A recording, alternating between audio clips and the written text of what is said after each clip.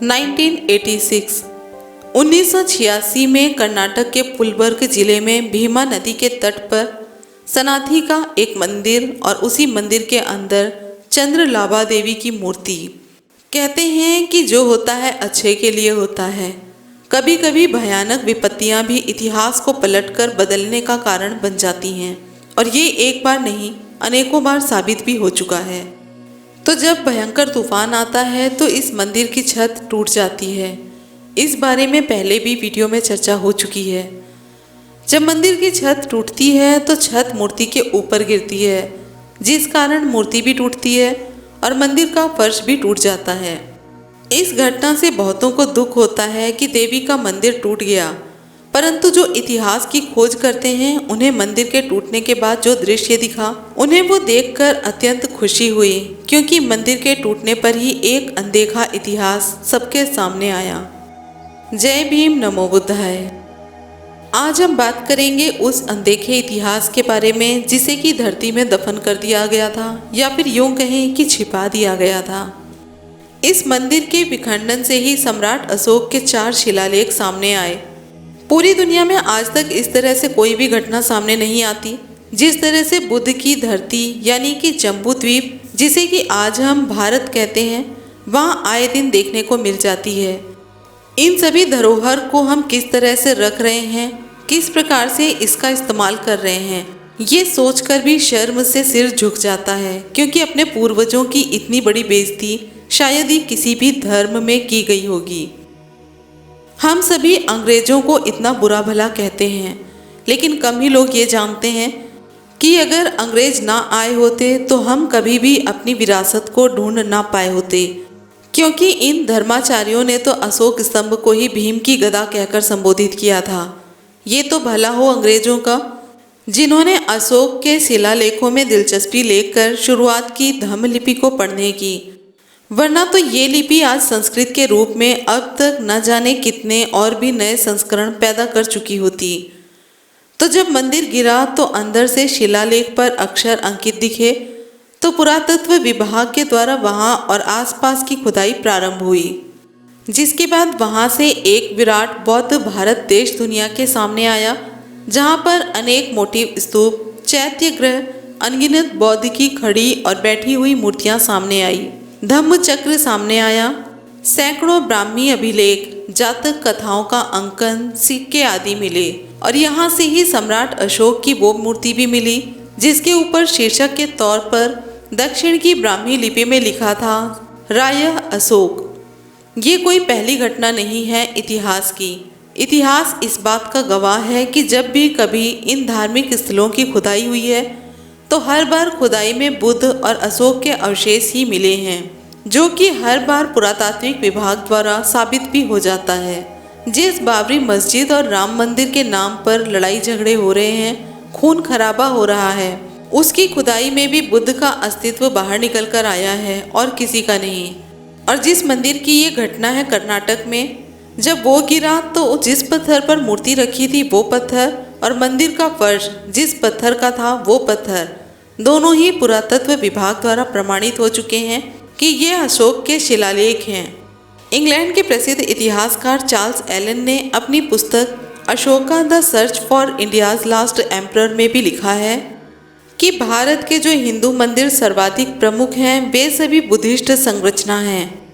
उदाहरण के तौर पर भारत के चारों कोनों में स्थित उत्तराखंड में बद्रीनाथ, पुरी का जगन्नाथ, केरल का आयप्पा और पंढरपुर का विठलनाथ, इन सभी में बुद्ध को ही देव छवि में या तो फिर लिंग परिवर्तन करके प्रदर्शित किया गया है। यहाँ पर लिंग परिवर्तन का अर्थ है कि किसी देवी आदि की मूर्ति बनाकर दिखाया गया है। इस तरह से जो बुद्ध का रूप बदलकर बड़ी महारानी भैरव आदि बना दिए जाते हैं, जिसके बारे में हम पहले भी वीडियो बना चुके हैं। वीडियो नंबर 220, 221, 227 और 231 में आप देख सकते हैं। इस तरह जो भी घटनाएं घटी हैं वो सबसे ज़्यादा 19वीं और 20वीं सदी में ज़्यादा हुई। भला हो इन अंग्रेजों का, वरना हम सभी अपनी विरासत को पहचान भी नहीं पाते। जेम्स प्रिंसेप्ट और सर अलेक्जेंडर कनिंघम ने, जिनका हम सभी को दिल से धन्यवाद करना चाहिए क्योंकि इन्होंने सम्राट अशोक, जो कि लुप्त ही हो चुके थे, उन्हें फिर से जीवंत कर दिया, वरना हमारा इतिहास तो दफन ही हो चुका था। यहाँ के लोग शूद्र बना दिए गए थे, पढ़ने लिखने का अधिकार खो चुके थे। जो अपने आप को सर्वश्रेष्ठ, सर्वज्ञानी कहते थे, वो अपनी ही सर्वश्रेष्ठता में खोए हुए थे और जिनका किसी भी प्रकार की कोई भी वास्तविकता से कोई भी लेना देना नहीं था। फिर एडविन अर्नोल्ड ने सारी दुनिया का भ्रमण किया और हर ओर मुआयना करने के बाद उन्होंने एक पुस्तक लिखी, जिस पुस्तक का नाम है द लाइट ऑफ एशिया। और इस पुस्तक में उन्होंने बुद्ध की अनेकों बातें लिखी हैं। पर अब ये सवाल उठता है कि बुद्ध को लाइट ऑफ एशिया बनाने में किसका हाथ था? क्योंकि हमारे यहाँ जो वर्ग था सर्वश्रेष्ठ और सर्वज्ञान संपन्न, वो तो ऐसा बिल्कुल भी नहीं होने देगा। तो वो कौन लोग थे जिन्होंने बुद्ध को लाइट ऑफ एशिया का नाम दिया? जी हाँ, वो थे सम्राटों के सम्राट, शहंशाह का शहंशाह, जिसके बारे में क्या कहें, उनका खौफ या फिर उनकी जिंदा दिली। जहाँ भी उनके प्रचारक गए, लोगों ने उसे सर आँखों पर बैठा लिया। आखिर कुछ तो बात होगी ही इस व्यक्ति में। उसके बनाए हुए सारनाथ स्तंभ का सिंह शीर्ष, जिसे कि अपना राज्य चिन्ह बनाकर आज़ाद भारत ने अपना निष्पक्ष श्रद्धा भाव अर्पित करते हुए अपनी सच्ची श्रद्धांजलि अर्पित की। जब आप इस सिंह शीर्ष को देखेंगे तो आपको ऐसा प्रतीत होगा कि जैसे ये सिंह पत्थर का नहीं बल्कि जीवंत हो और आपकी आंखों में आंखें डालकर दहाड़ रही हो। पर हम इन पाखंड में पड़कर लड़ मर रहे हैं। अयोध्या से शुरू होकर तमिलनाडु और श्रीलंका जाकर युद्ध करके और फिर वापस अपने घर की ओर आ रहे हैं। लेकिन हम उस शेरदिल जांबाज सम्राट की बात करें तो उन्हें श्रीलंका जाना भी नहीं पड़ा, ना ही कोई अस्त्र शस्त्र उठाने पड़े। उनके दोनों बच्चों ने ही, महेंद्र और संघमित्रा ने ही, बिना किसी सेतु निर्माण, बिना किसी वानर सेना, बिना किसी युद्ध के ही श्रीलंका को अपना बना लिया और वहाँ के लोगों ने इन्हें भी अपना बनाया। और तुम पाखंडवादी यहीं इसी बात पर उलझकर रह गए हो कि किसने और किस प्रकार सेतु बनवाया, समुद्र को उड़कर पार किया या फिर तैरकर। और जब हम दूसरी तरफ इस सिंह शीर्ष की तरफ देखते हैं तो सम्राट की इस दहाड़ को सुनते हैं, वो दहाड़ जिसे सुनकर आज भी इन पाखंडवादियों की जान हथेली पर आ जाती है। इन पाखंडवादियों ने द्वारिका से इंद्रप्रस्थ, पाटलिपुत्र, मथुरा, हरियाणा, हस्तिनापुर, उत्तर प्रदेश में जंग लड़ी और वो जंग लड़ी जो इनके घर के अंदर की थी। राम और रावण का युद्ध उनकी पत्नी सीता के लिए हुआ। क्या कभी आपने सोचा है कि उनके इस व्यक्तिगत युद्ध के लिए कितनी वानर सेना और कितनी रावण की सेना मारी गई? दूसरी ओर महाभारत का युद्ध उनका घरेलू युद्ध था। इन सब ने अपनी खुद की ही लड़ाइयाँ लड़ी हैं। राजपाट में अपनी हिस्सेदारी और अपना हक लेने के लिए कौरव और पांडव का युद्ध हुआ, जो कि महाभारत का युद्ध कहलाता है। 18 दिन तक ये युद्ध चला, लेकिन इसमें नुकसान किसका हुआ? क्या कसूर था उन सेनाओं का जिनकी मृत्यु हुई? क्या कसूर था उन महिलाओं का, उन बच्चियों का, उन परिवार वालों का, जिनका सब कुछ इस युद्ध में खत्म हो गया? पर दूसरी ओर सम्राट अपने हर शिलालेख में ये लिखते हैं कि मुझे हर समय और हर जगह जनता की आवाज़ के लिए बुलाया जा सकता है। मैं चाहे भोजन कर रहा हूँ, चाहे अंतःपुर में हूँ, मुझे हर समय जनता के हित के लिए बुला सकते हैं। मेरे लिए सबसे पहले जनता का हित है और कुछ नहीं। लेकिन आज लोग इन पाखंडियों के बहकावे में आकर लड़ मर रहे हैं, कोई धर्म के नाम पर तो कोई मजहब के नाम पर। और दूसरी तरफ सम्राट ने उत्तर पश्चिम में हिंद कोश से लेकर पूर्व में बंगाल तक, उत्तर में हिमालय की तराई से लेकर दक्षिण के मैसूर तक अपना साम्राज्य फैलाया। और जहाँ वो खुद नहीं जा सके, वहाँ उन्होंने अपने धम्म को पहुँचाया। ये सब उन्होंने अपने लिए नहीं किया, बल्कि हम सभी के लिए किया, जिससे कि हम सब भी आपस में खून ना बहाएं, बुद्धि और विवेक से काम लें और शांति को अपनाएं। अगर इस धरती पर आए हो तो एक दूसरे का सम्मान करो। इंसानियत से बढ़कर कोई धर्म नहीं, कोई मजहब नहीं है। ये सब संदेश दिए हैं, लेकिन कहते हैं कि समय के साथ सब कुछ बदल जाता है। यहाँ भी वही हुआ। आज तो पूरा इतिहास ही बदल गया है। अगर हमें जानकारी लेनी है तो विशिष्ट इतिहासकारों की सुननी होगी कि उन्होंने क्या कहा है। मौर्य काल के बारे में मेगस्थनीज लिखते हैं कि भारतवर्ष के लोग कभी झूठ नहीं बोलते थे, मकानों में ताले नहीं लगाते थे और न्यायालयों में बहुत ही कम जाते थे। मेगस्थनीज ने अपनी पुस्तक इंडिका में लिखा है कि मौर्यों के शाही महल के स्तंभों पर सोने की बेलें चढ़ी थी, चांदी के पक्षियों को उन पर सजाया गया था। सोने चांदी के शाही महल सुसज्जित थे। इसके बाद करीब 500 साल बाद चीनी बौद्ध यात्री फाहियान आए।